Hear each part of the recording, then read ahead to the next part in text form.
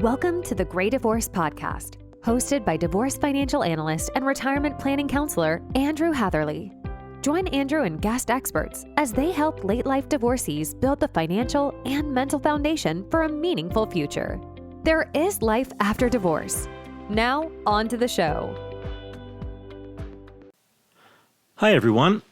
In today's episode of the Great Divorce Podcast, I chat with Carol Lee Roberts, President of the Institute for Divorce Financial Analysts. The IDFA is the premier national organization dedicated to the certification, education, and promotion of the use of financial professionals in the divorce arena. In our conversation, we talk about the role of the Certified Divorce Financial Analyst in divorce, and I share my experience working with older divorcing people.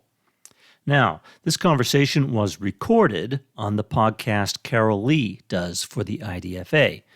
Her podcast is called Divorce Talk, the voice of the CDFA, and you can listen to this episode audio only here or with video on YouTube. Now, here's Carol Lee.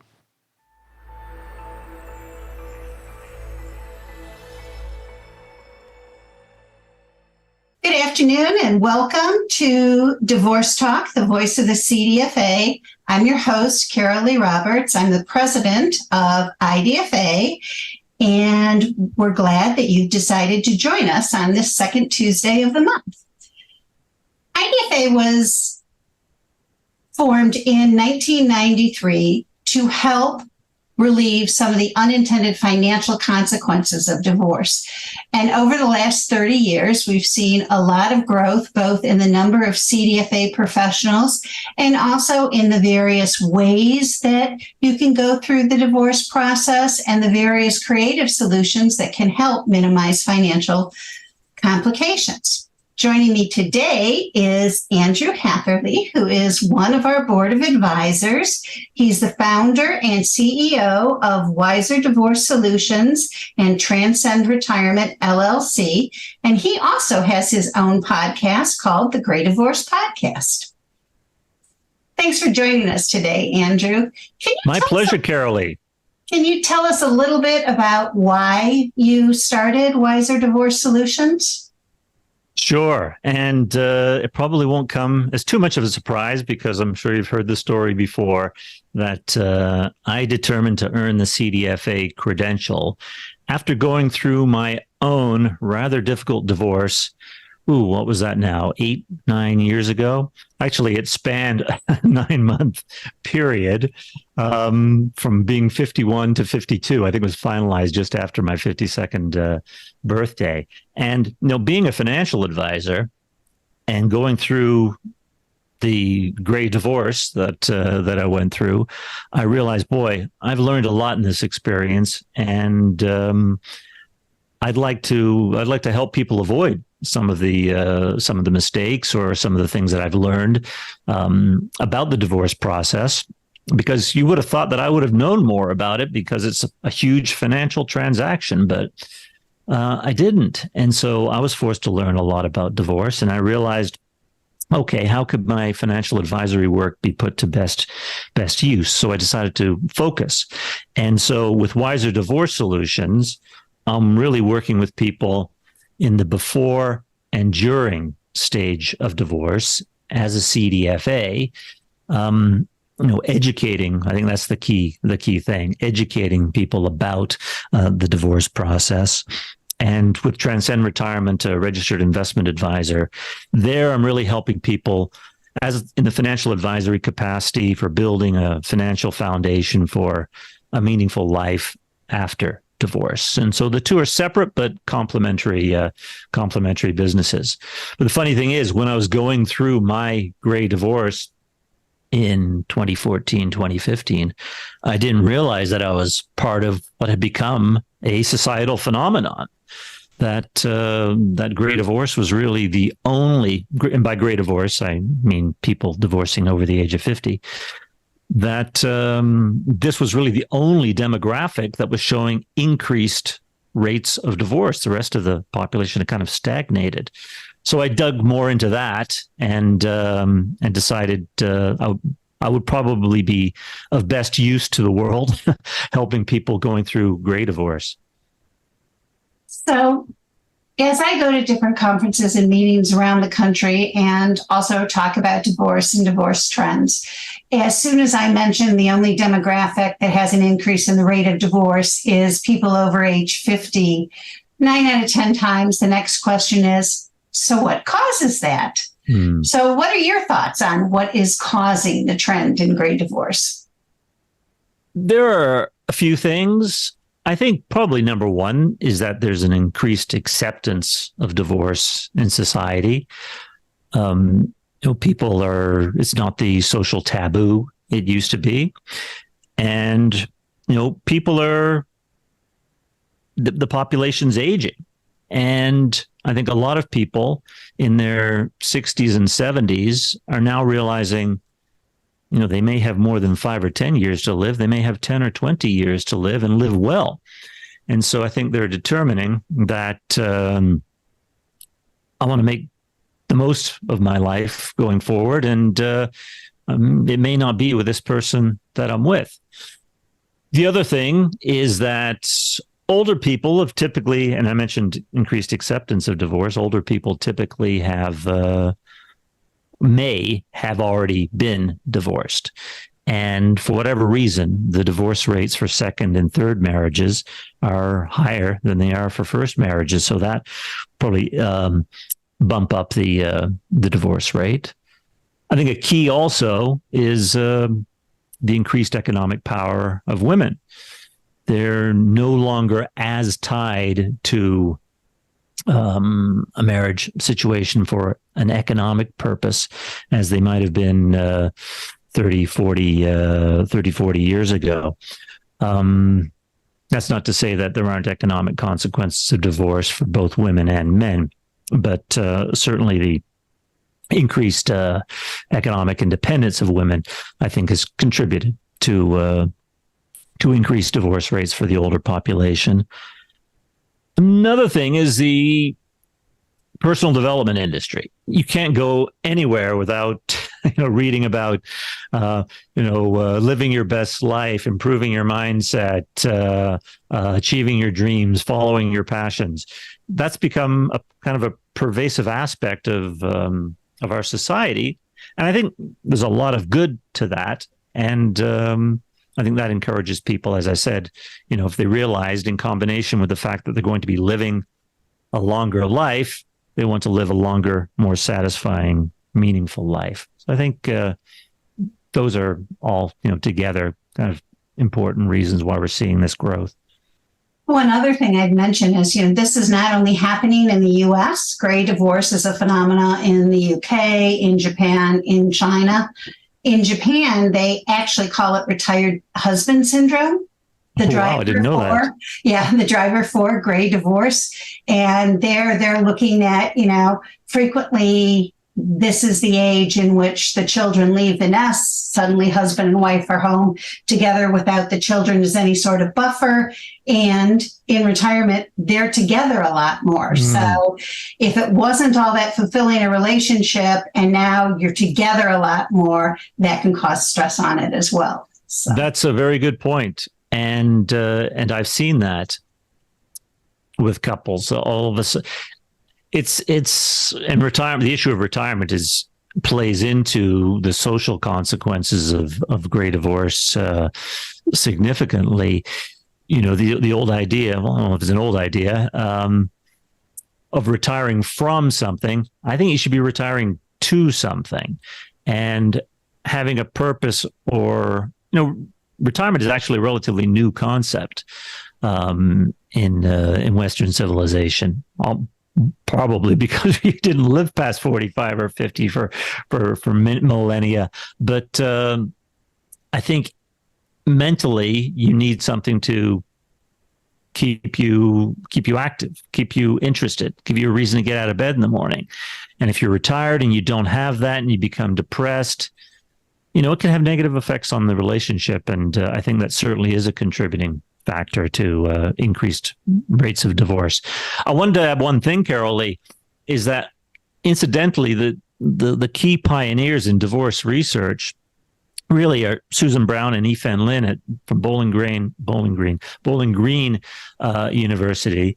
And they came out with a paper recently, and the research is showing that gray divorce, that the increased rates really in the last 10 years are being seen in the over 65 group. The 50 to 64 have kind of stagnated. And as the baby boomers have gotten older and taken some of their attitudes into older adulthood, 65 and plus, that's really the area where we're seeing increased divorce rates. Yeah, it is surprising. I also get the question a lot about why anyone would want to work with divorcing couples because it's so emotionally fraught. And I'm always a little surprised by that particular attitude because, yes, we've seen the War of the Roses. We know how bad a divorce can be. But we also know lots of people that go through divorce without the histrionics and the highly charged emotional content. So how do you answer that question? Why would you want to deal with divorcing couples? Wow. Could talk about that all day.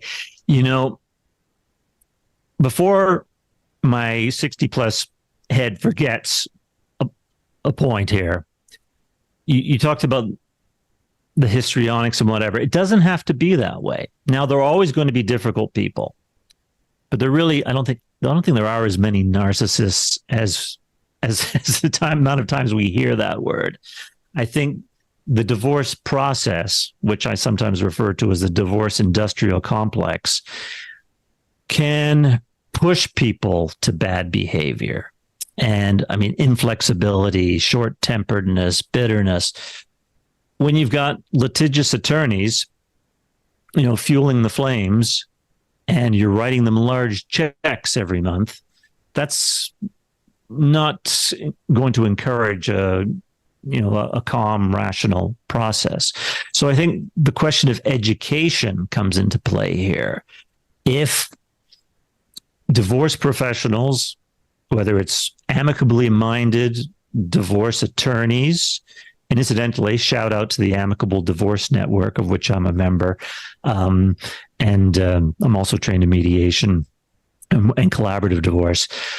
Educating people about the alternatives to the litigious process is so important before things get out of hand.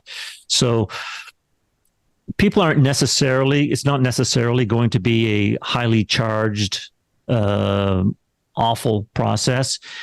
It can be stressful, but it doesn't have to be as stressful emotionally or financially.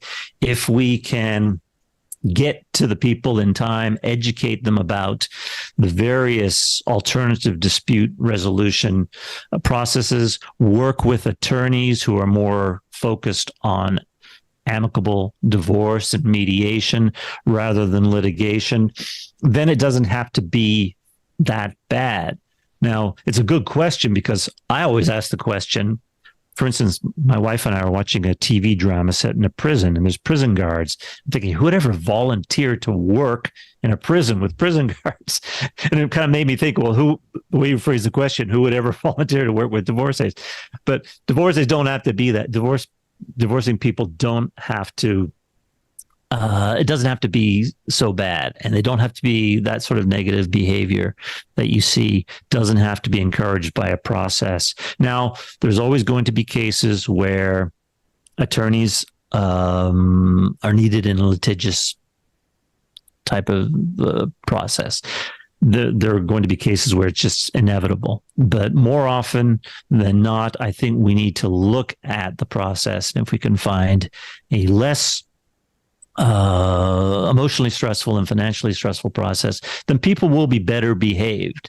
And I see this at divorce workshops, for instance. I give periodic divorce workshops, and people come in and they've got, we call it divorce brain, the kind of deer in the headlights, the stress.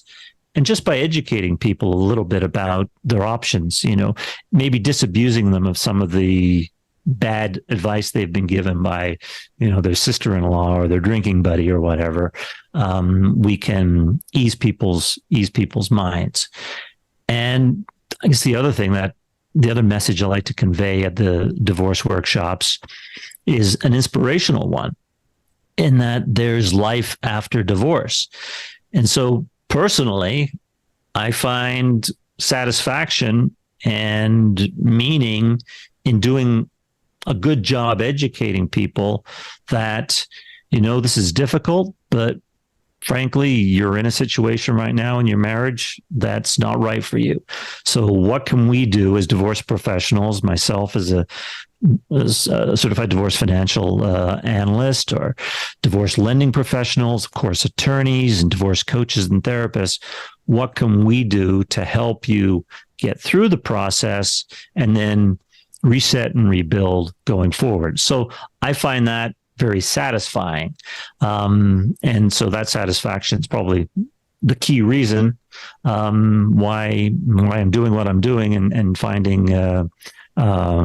meaning and purpose for myself after emerging from gray divorce through helping other people. That's a rather long-winded answer, but I hope I covered it. But a good one. And, I do hear that response a lot from certified divorce financial analysts, that bringing more knowledge, bringing the experience, and bringing some of the creativity to the divorce process can actually bring the temperature of the whole process down a bit. So it isn't the I need to have everything and leave you penniless. It's the we can divide this so we can both go our own ways and no longer be married, but no longer be trying to destroy one another. So that's right. And there's a dual component. There's the financial component and the emotional component, the social component. And from a financial standpoint, if we can help people, pay the taxes they have to pay, but not give Uncle Sam a tip in the process. So find a more tax efficient divorce solution, or, other strategies that we can impart to help people financially, and then try and serve as an inspiration on the mindset and some of the growth oriented aspects, which I think are very important. I think there's an economic and a social component to gray divorce, and there are penalties paid by both men and women in that area. They affect men and women a little differently, but anything we can do to help kind of alleviate some of the penalty felt there is good work, I think. So you mentioned, I think that you've been doing this for about 8 to 9 years now. I think I earned my CDFA in 2017, so that's and probably it took me a couple of years to kind of get rolling. So 4, 5, 6 years, something like that. Okay. What is one thing you would have known when you first got your CDFA credential? What's one piece of advice you would give to new CDFAs? That's a good question. I think that there's a learning curve. I mean, you find this when I took my Series 7 back in the day, about 20 something years ago, to become a financial advisor. There's a lot more that's in the books. And once you earn your CDFA credential, you've got to keep learning and be brave, get outside your comfort zone. We all are going to suffer from imposter syndrome. Everybody suffers from imposter syndrome, but you'll gain confidence and you'll gain knowledge by doing the work and, associating with good fellow professionals. Learn from people. I took Nancy Hetrick's program. She'd been doing it for many more years than and I learned a lot there. I found specialists in military divorce like David Smith, former board member, Quadro specialist. Well, that's a good point. Advice for CDFAs is there are so many different types of niches out there. You don't have to do everything. And if you try to do everything, you may feel overwhelmed by that learning curve. So I think if you want to, build a career or complement your career with specializing in the divorce niche, find the sub niches within the divorce world. I mean, you could just do neutral work, or you could do litigation support work. Focus on older divorcees like I am, and I've kind of sub-niched that down as well by including a component that social psychological component. So I incorporate a lot of educational material and research of positive psychology into the work that I do. I've been a financial advisor for 20 something years, but I'm not really a numbers guy. I mean, I can work out important numbers like percentages and withdrawal rates and things like that for retirement income, but I'm more of kind of the big picture. What can we do to create a financial foundation for a meaningful life? And I just don't throw the words meaningful life out there. So my niche is kind of the people in their late 50s, 60s, looking to rebuild, and incorporating that, both the financial and the psychological component in it. And I would advise newly minted CDFAs, keep learning. We do, the IDFA does great monthly webinars where we can earn CE credit as well. It's I've learned a lot. I mean, last month's interview with Tim Boyd, I mean, wow, that was really, really good stuff. There's lots of information there. Specializing quadros. I mean, that's a world of stuff there. So there's a big learning curve. But if you use the resources out there with other professionals, they can help you through the learning curve. And maybe you find an area to specialize in working with women, specialize in working with men. Although I would subdivide that, because that's a pretty large niche there as well. There's something else I want to say. I can't think off the top of my head, but hopefully it'll come back to me. And along those lines, for somebody new starting out, besides specializing in a niche or making sure they attend our monthly continuing education webinars, there's also different groups that provide support. The Association for Divorce Financial Planners. You mentioned Amicable Divorce. The Amicable Divorce Network, yeah. Nancy's Financial Planner Training Center has a lot of resources for people. They're out there if you look around, and it's always easier to start something when you have some backup and you're not reinventing the wheel. No, for sure. And, I mentioned a little bit about, imposter syndrome.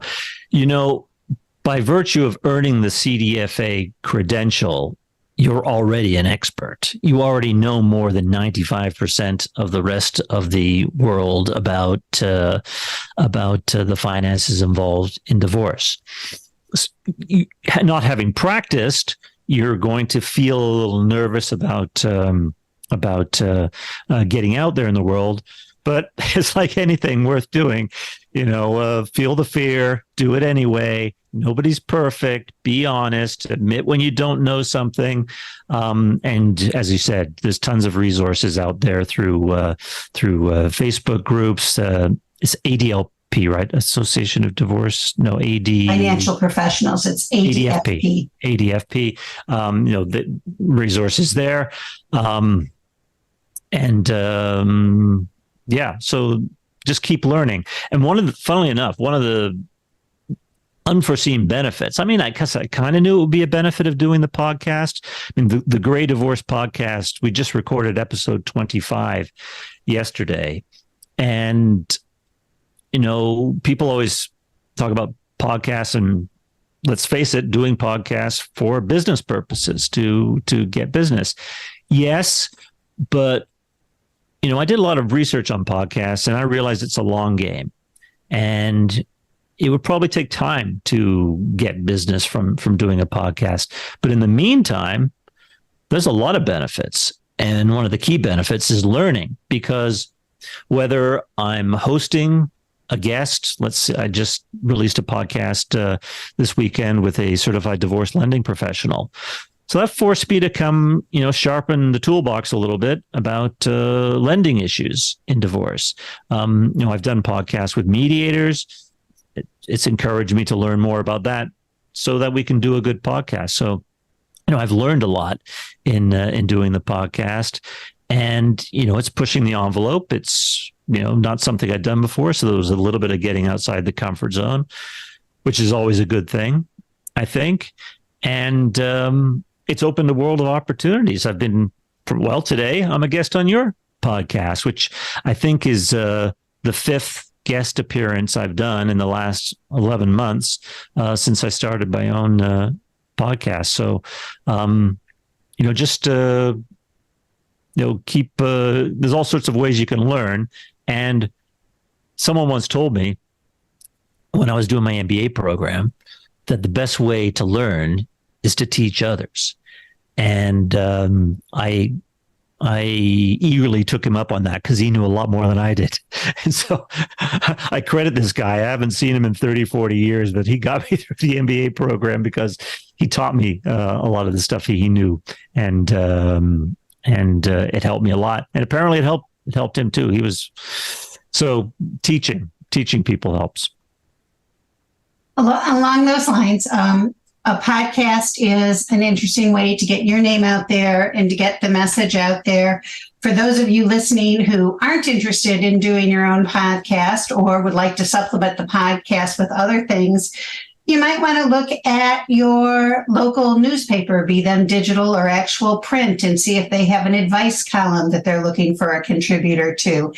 You might look at doing client events similar to the workshop you were talking about, Andrew, and you can usually find space in libraries or sometimes at churches in the neighborhood. But don't be afraid of putting yourself out there as the expert, and you'll find not immediate, but as time goes on, you'll actually see payments returning to you from those kind of efforts. Well, definitely. And there's a couple of things there. Yes, the workshop has been very good from a number of different angles. And when we were going through COVID, we did it digitally. So we didn't need a library. Originally, I had a library facility, but through Eventbrite, was able to do divorce workshops. And, Adam Grant wrote a great book called Give and Take. And it's paradoxically, the more you give in terms of your relationships with clients, professionals, the more it seems comes back to you. And probably because people want to work with you and appreciate your approach. And so there are a number of different ways that you can do that. And not everybody wants to do a podcast or has to do a podcast. I recently did a CLE for attorneys nationwide. And I'm sure that's going to open relationships with good professionals. But if public appearances and speaking is not your thing, and believe me, in 2015, before my divorce, it was not my thing. I was, like everybody else, mortally afraid of public speaking. And now it seems you can't shut me up.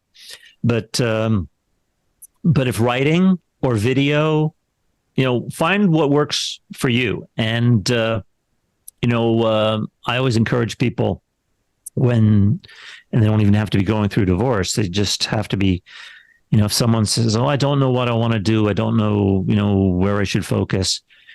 Knowing yourself is a good start. And it's not always easy to know ourselves. I did a podcast, a two-part series on knowing yourself through tools of positive psychology. And one of them incorporated the Big Five personality aspects, and the other was the VIA Strengths Classification Survey. these are tools that can help you figure out the best way that you can communicate with the world. Maybe you're not an extrovert and comfortable getting up in front of a crowd. Maybe you're more of a writer, or maybe you are comfortable. Maybe you're not comfortable, but you're braver than you think you are. I think that was my thing. I think the fear and do it anyway. This is a benefit of getting older. I think is like as we get older. Another reason I like to work with gray divorcees is that as we get older, we don't care so much what other people think. And ultimately, as Churchill said, as we get really old, we realize people weren't thinking about you anyway. But when we're young, it's like, oh, what are people going to think about me? And then you get a little older. Oh, well, we'll do it anyway. I don't care what people think. And then you realize they weren't thinking about you at all. But just maybe getting outside the comfort zone. There's an expression, nothing good happens inside your comfort zone. I don't think it's as brutal as that, but it's like nothing great ever happens inside your comfort zone. The great things are always by just pushing a little bit. So every few months I try and do something, new just to get out of it. I did that on a recent trip, and I ended up crashing on my bicycle. So that doesn't always work out. But for the most part, you can always try something. And if it doesn't work, hopefully you will have learned something from the experience. And as you said, if you try something and it doesn't work out, at least you still have the experience and you go from there. Well, that's just it. Failure is very seldom terminal. Exactly. And you talk about divorce, people will think of divorce as a failure, but this is why I'm constantly pushing on the theme. There's life after gray divorce. It's not going to be as bad as you think because you're not thinking straight. Many people aren't thinking straight when they go through the divorce. So they let their imagination run wild and they think all these things are going to happen. Rarely happens. And, there's the old saying that we don't regret the things we did as much as we regret the things we didn't do. The things we did, we can learn from and grow as people. And, as long as no harm's done to anybody else, it's a positive. And people are forgiving. They understand that we'll make mistakes. We're probably more forgiving than we think. Thank you for your time this afternoon. It was really delightful talking to you. And thank you very much for having me on, Carol Lee. I appreciate it. It was a lot of fun. Thank you for letting me talk so much. I didn't realize I was going to talk so much. No, all good information. Thank you very much. You're welcome. Thanks so much for tuning in to this episode of the Gray Divorce Podcast. To learn more or get in contact with your host, you can visit Andrew's website at transcendretirement.net. Also, please feel free to rate, subscribe, and leave a review wherever you listen to your podcasts. That helps others find the show, and we greatly appreciate it. Thanks again for listening, and we'll catch you in the next episode. Information provided is educational only and should not be construed as legal or tax advice. Each situation is unique and should be discussed with your tax or legal advisor prior to implementation. Andrew Hatherley is not an attorney and does not provide legal advice. Information provided is financial in nature. Advisory services offered through Hatherley Capital Management, LLC. Divorce Financial Analysis services offered through Wiser Divorce Solutions, an affiliated company.